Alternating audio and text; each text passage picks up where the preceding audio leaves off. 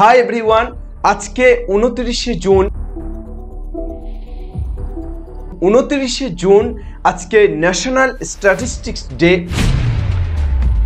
স্ট্যাটিস্টিক্সের কিভাবে পড়াশুনো করা যায়, এর ভবিষ্যৎ কি হতে পারে, এই সবটা নিয়ে কথা বলবো। প্রথমে জেনে নেব যে 29শে জুন কেন statistics day. Indian statistical institute সেটাও কিন্তু ইনি ফাউন্ডেশন করেছেন বা ইনি তৈরি করেছেন। What is statistics? Study with statistics class 11 এবং 12-এ তোমরা কিন্তু এখন বর্তমান সময়ে স্ট্যাটিস্টিক্স নিয়ে পড়তে পারো। সিইউর আন্ডারে বেশ কিছু ভালো কলেজ আছে যেখানে তোমরা স্ট্যাটিস্টিক্সে অনার্স করতে পারো। Saint Xavier's, Presidency, Maulana Azad, Narendrapur Ramakrishna Mission. Career option দেখলে তোমরা চকমক করবে তোমাদের চোখ, যে এত ভালো ভালো কেরিয়ার অপশন। পার ইয়ার বলছি না, পার মান্থ তোমরা 1 লাখ আপ টু 1 লাখ একটু ভালো করে পড়াশুনো করলে প্যাকেজ পেয়ে যাবে, 1 লাখের উপর থেকে প্যাকেজ শুরু হয়। তাই সবাই ডাক্তারি পড়ছে, সবাই ইঞ্জিনিয়ারিং পড়ছে, আমাকেও ডাক্তারি পড়তে হবে, আমাকেও ইঞ্জিনিয়ারিং করতে হবে, এটা ভাবার কোনো প্রয়োজনীয়তা নেই। ওয়াই? দিস ইজ বিকজ অন্য লাইনে গিয়েও তুমি বেটার কিছু যখন করতে পারছো, তোমার স্কোপ আছে, তাহলে কেন যাবে না? Why not? যদি তোর ডাক শুনে কেউ না আসে তবে একলা চলো রে। হ্যাঁ, আজকে এমনই একটা পথের গল্প শোনাবো যে পথে অনেকেই যায় না, কিন্তু যারা যায় তারা কিন্তু অনেক দূর পৌঁছায় এবং তারা তাদের নিজেদের আগামীটাকে একেবারে সুরক্ষিত করে। আজকে আমরা কথা বলবো স্ট্যাটিস্টিক্স নিয়ে। হাই এভরিওয়ান, আজকে 29শে জুন এবং 29শে জুন আজকে ন্যাশনাল স্ট্যাটিস্টিক্স ডে। তো আজকে আমরা স্ট্যাটিস্টিক্সের কিভাবে পড়াশুনো করা যায়, এর ভবিষ্যৎ কি হতে পারে, এই সবটা নিয়ে কথা বলবো। কিন্তু তার আগে প্রথমে জেনে নেব যে 29শে জুন কেন স্ট্যাটিস্টিক্স ডে, কেন এই দিনটিকে ন্যাশনাল স্ট্যাটিস্টিক্স ডে হিসাবে পালন করা হয়, এবং তারপর আসলেই স্ট্যাটিস্টিক্স বা রাশিবিজ্ঞান কি, এবং তারপর এর পড়াশুনো, এর কেরিয়ার অপশান, এবং কিভাবে স্ট্যাটিস্টিক্স আগামী দিনে অনেক অনেক অনেক বেটার হতে চলেছে, অনেক বেটার জায়গা নিতে চলেছে, সেই সব কিছু। So let's start.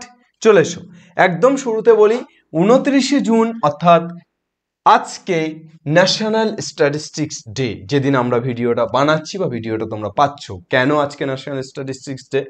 Indian statistician Prasanta Chandra Mahalanobis অর্থাৎ পিসি মহালানবিশ, যার জন্মদিন এই দিনে, ডেট অফ বার্থ 29 জুন 1893। হঠাৎ করে এনার জন্মদিনে কেন ন্যাশনাল স্ট্যাটিস্টিক্স ডে হতে গেল?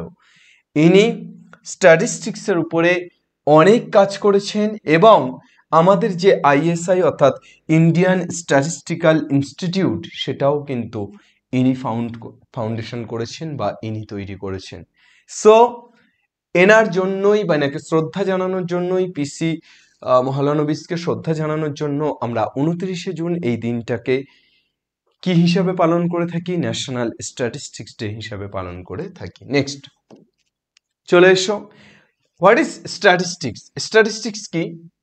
স্ট্যাটিস্টিক্স মেইনলি ডাটা অ্যানালাইসিস, অর্থাৎ বিভিন্ন ডাটাকে কালেক্ট করে একটা নিখুঁত তথ্য পরিবেশন করা বা একটা নিখুঁত তথ্য স্থাপন করা, এটাই কিন্তু অ্যাকচুয়ালি স্ট্যাটিস্টিক্স। বর্তমান যুগে স্ট্যাটিস্টিক্স কোথায় কোথায় কাজে লাগছে? প্রত্যেকটা ফিল্ডে স্ট্যাটিস্টিক্স কাজে লাগছে। Education, health, data analysis, weather report, এরকম অজস্র ফিল্ড আছে যেখানে কিন্তু স্ট্যাটিস্টিক্স কাজে লাগছে। কিভাবে কাজে লাগছে? এডুকেশনে বিভিন্ন স্টুডেন্টদের ডাটা অ্যানালাইসিস করা এবং বিভিন্ন ক্ষেত্রে সেগুলোকে ঠিকঠাকভাবে রিপ্রেজেন্ট করা।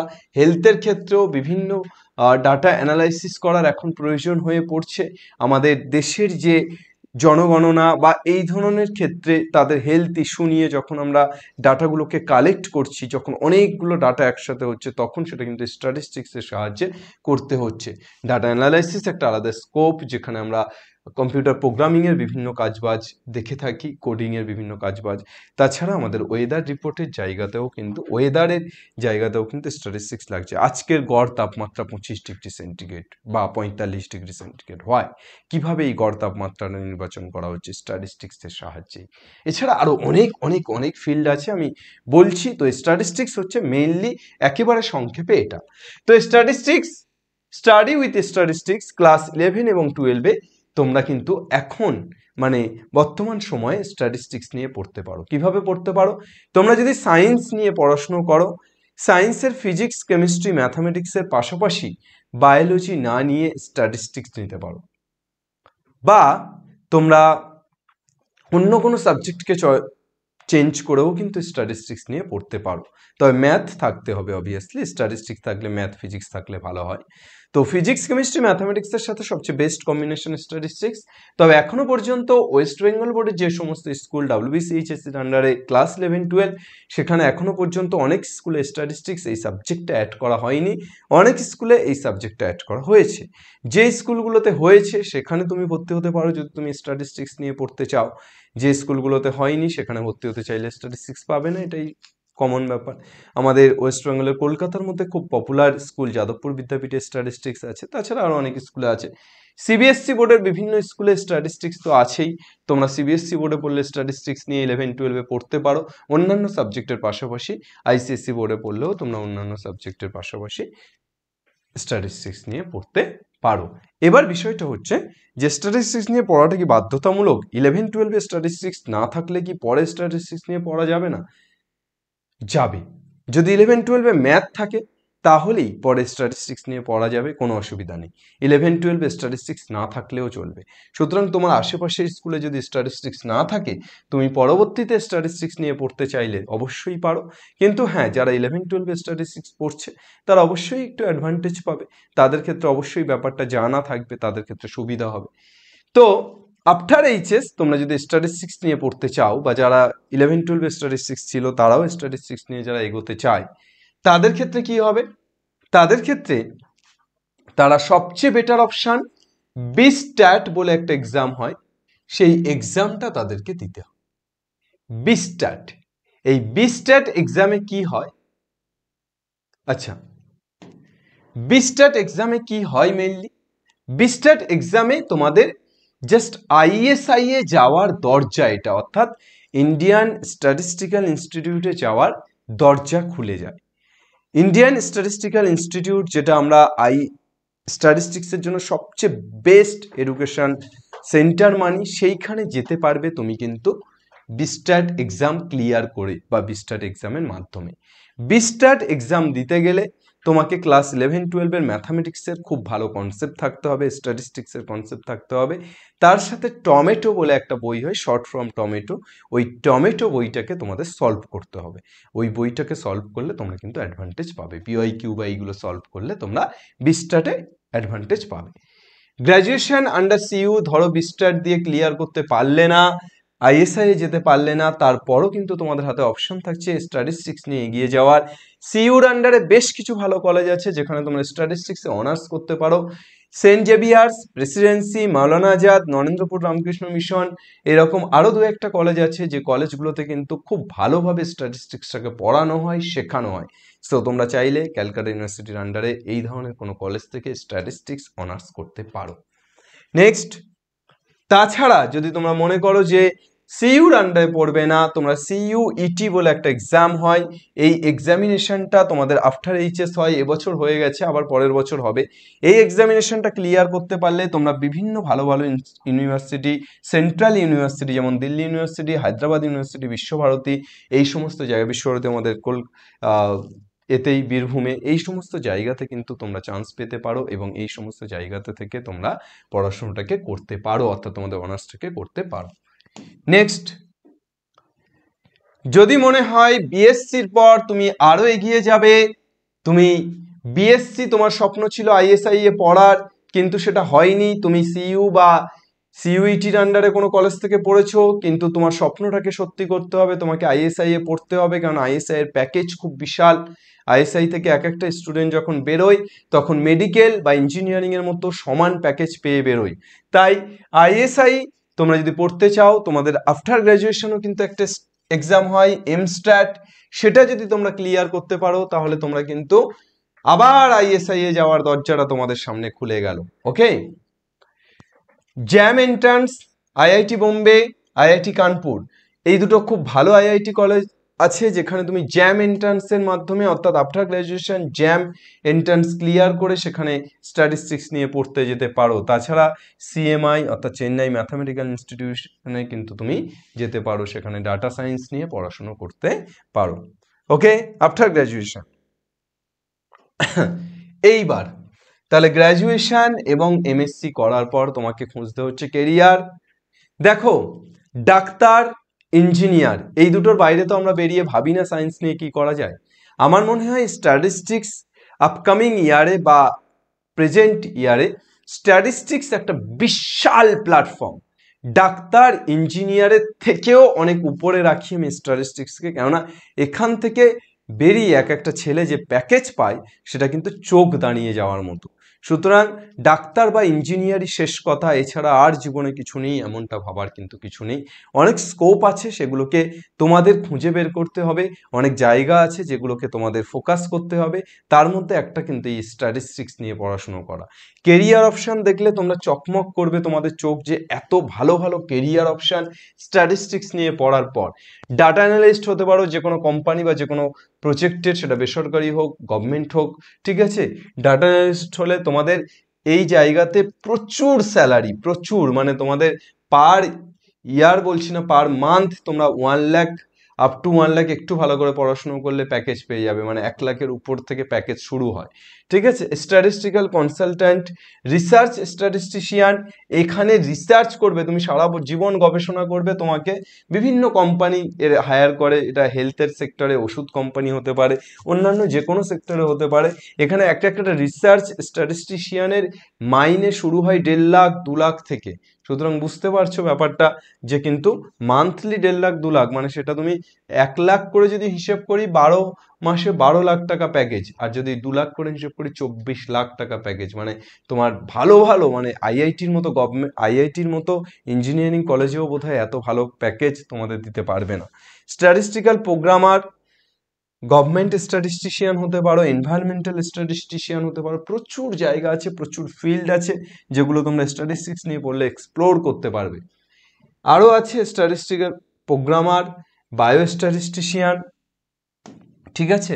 প্রচুর ফিল্ডে তোমরা যেতে পারবে। তাছাড়া আমাদের ইউপিএসসি পরীক্ষা দিয়ে যে আইপিএস বা আইএএস হয়, সেই আইপিএস বা আইএএস এর সমতুল্য একটা মর্যাদা কিন্তু আইএসএস অর্থাৎ ইন্ডিয়ান স্ট্যাটিস্টিক্যাল সার্ভিস। এখানে প্রচুর, মানে একদম আমাদের গভর্নমেন্ট সরকারের আমলাতন্ত্রের একেবারে প্রথম সারির যে লোকেরা, যারা আইএএস আইপিএস এর সাথে যাদেরকে কম্পেয়ার করা হয়, তারা কিন্তু এই স্ট্যাটিস্টিক্স নিয়ে পড়া লোকজনই। সুতরাং স্ট্যাটিস্টিক্স নিয়ে পড়লে সবচেয়ে উচ্চ পর্যায়ের যে কর্মচারী, মানে শুধু টাকা নয়, রেসপেক্টের জায়গাতেও কিন্তু তুমি এই জায়গাতে থাকতে পারো।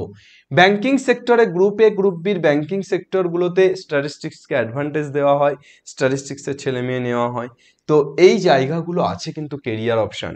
আমি মনে করছি বর্তমান যুগে এবং পরবর্তী যুগে, আমি বারবার করে বলছি, স্ট্যাটিস্টিক্স একটা বিরাট জায়গা তৈরি হতে চলেছে। তার কারণ প্রত্যেকটা জায়গা এখন গুগল ফোন থেকে শুরু করে সমস্ত কিছু এখন ডাটা অ্যানালাইসিস করেই ব্যাপারটা তৈরি করা হয়। সো ডাটা অ্যানালাইসিস করা যত দিন যাবে, যত সময় পেরোবে, তত এই জায়গাটা, এই সেক্টরটা আরও ভাস্ট হবে, আরও লার্জ হবে। সুতরাং এই জায়গাটাতে তোমরা প্রত্যেকে ক্লিক করতে পারো। তোমরা প্রত্যেকে, তোমাদের একটা ভালো কেরিয়ার অপশন হতে পারে স্ট্যাটিস্টিক্স এই মুহূর্তে দাঁড়িয়ে। লাস্ট যেটা বলার, only dead fish flowing through the wave, সবসময় আমি বলি শুধুমাত্র মৃত মাছেরাই কিন্তু স্রোতের দিকে যাত্রা করে। তাই সবাই ডাক্তারি পড়ছে, সবাই ইঞ্জিনিয়ারিং পড়ছে, আমাকেও ডাক্তারি পড়তে হবে, আমাকেও ইঞ্জিনিয়ারিং পড়তে হবে, এটা ভাবার কোনো প্রয়োজনীয়তা নেই। হোয়াই? দিস ইজ বিকজ অন্য লাইনে গিয়েও তুমি বেটার কিছু যখন করতে পারছো, তোমার স্কোপ আছে, তাহলে কেন যাবে না? Why not? আরেকটা কথা, সেটা হচ্ছে ডাক্তারি কম্পিটিশনটা ভাবো। 25 লাখ স্টুডেন্ট এক্সাম দিচ্ছে, 50,000 seat. It's not a jokes. এটা ভয়ঙ্কর পরিস্থিতি আজকের দেশে। সেই জায়গায় তুমি যখন একটা বেটার কেরিয়ার অপশন পাচ্ছ, হোয়াই নট? হ্যাঁ, এক্সপ্লোর করো, স্রোতের প্রতিকূলে চলো। কি আছে, স্রোতের অনুকূলেই চলতে হবে। ইফ ইউ হ্যাভ প্যাশন, যদি তোমার মধ্যে প্যাশন থাকে, উদ্যম থাকে, সাহস থাকে, নিজের পায়ে দাঁড়িয়ে থাকার শক্তি থাকে, তাহলে you have to do it, তুমি সেটা করতে পারবে। সুতরাং এগিয়ে চলো। যদি তোর ডাক শুনে কেউ না আসে তবে এগিয়ে চলো রে। চলো, আর অ্যাট লাস্ট যেটা বলতে চাই, এই ধরনের কেরিয়ার অপশন সংক্রান্ত আরও ভিডিও যদি তোমরা পেতে চাও তাহলে অবশ্যই কমেন্টে লিখে জানাও। আর আজকের ভিডিওটা তোমাদের কেমন লাগলো, তোমরা স্ট্যাটিস্টিক্স নিয়ে পড়তে ইন্টারেস্টেড হচ্ছ কিনা, স্ট্যাটিস্টিক্স সাবজেক্টটা সম্পর্কে এত কিছু আগে জানতে কিনা, সবটা নিচের কমেন্টে লিখে অবশ্যই জানাবে। এবং যদি মনে হয় এটা তোমার উপকারে লেগেছে তাহলে অন্ততপক্ষে 10টা ছাত্র বা ছাত্রীকে যাদের উপকারে লাগতে পারে তাদের কাছে এই ভিডিওটিকে শেয়ার করো। কারণ এই 10-10-10-10 করে আমরা আসলেই বাংলার সমস্ত ছেলেমেয়ের কাছে পৌঁছে যাওয়ার পরিকল্পনা করছি এবং তাদেরকে একটা ভালো পথ দেখানোর চেষ্টা করছি, তাদেরকে তাদের স্বপ্নের চূড়াতে পৌঁছে দেওয়ার চেষ্টা করছি। সো প্লিজ ডু ইট, অর্থাৎ এটাকে ছড়িয়ে দাও, আমার জন্য নয়, আমাদের জন্য, আমাদের সোসাইটির জন্য, আমাদের ওয়েস্ট বেঙ্গলের স্টুডেন্টদের জন্য। সো প্লিজ শেয়ার করো প্রত্যেকে এই ভিডিওটিকে। এবং যদি এই কেরিয়ার সংক্রান্ত আরও ভিডিও চাও, আরও কি অপশান হতে পারে তোমাদের জীবনে কেরিয়ার নিয়ে, সেটা কমেন্টে লিখে জানাও। এবং তার জন্য এই ভিডিওটিকে প্রচুর পরিমাণে শেয়ার করো যাতে আমি মোটিভেটেড হয়ে আরও এই ধরনের ভিডিও বানাতে থাকি। Thank you everyone. দিন শেষে একটাই স্বপ্ন, বাংলা পড়বে, বাংলা শিখবে এবং বাংলা জিতবে। জয় হিন্দ।